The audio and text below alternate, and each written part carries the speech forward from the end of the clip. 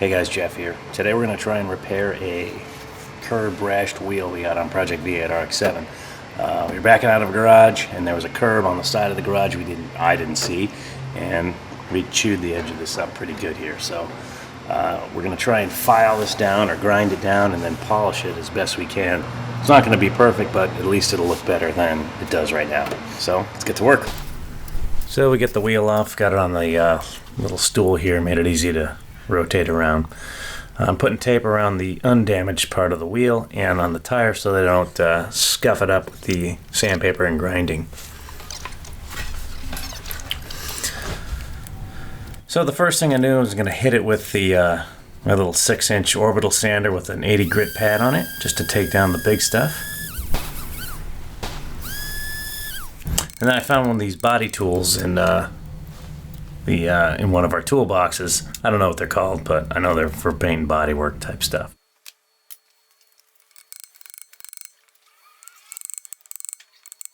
Tried various tools, see which one worked the best, and this little thing, I don't even know what it is. It might be handmade.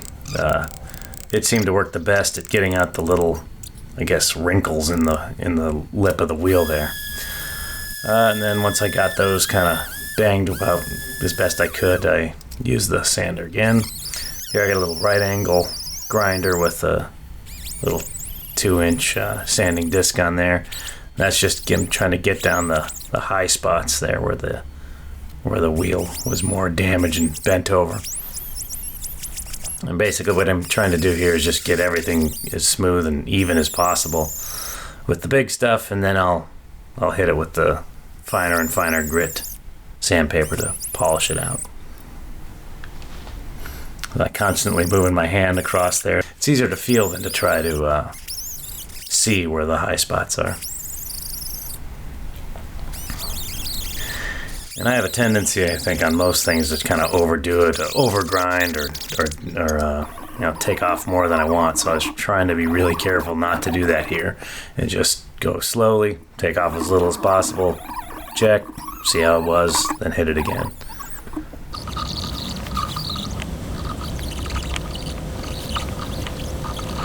All in all, this process probably took about maybe 2 hours of solid work, 2 or 3.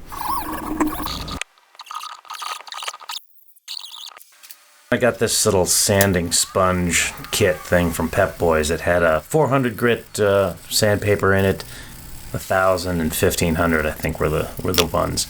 But on there now actually is another one of the sanding discs from my 6-inch sander that I cut to fit on the little Velcro sponge there. And that's, I think I'm using probably 120 grit now. And then I'm just blowing off the dust. Again, looking for the high spots. Smoothing them down.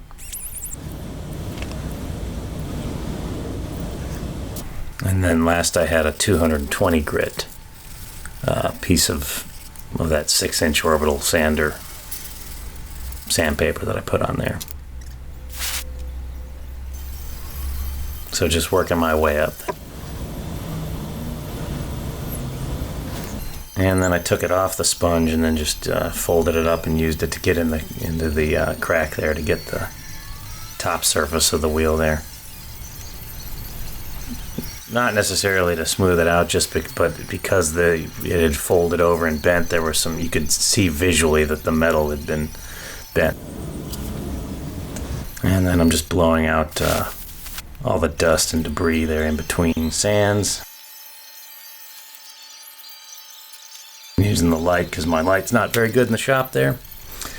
And now I'm finally hitting it with wet sandpaper. This I think is the 1,000 grit. So I had 400 in there that I probably missed, and now I'm using 1,000 grit wet.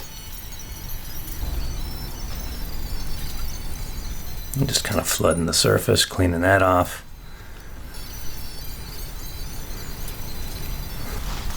And that brief flash there, I think that was the 2,500 grit sandpaper.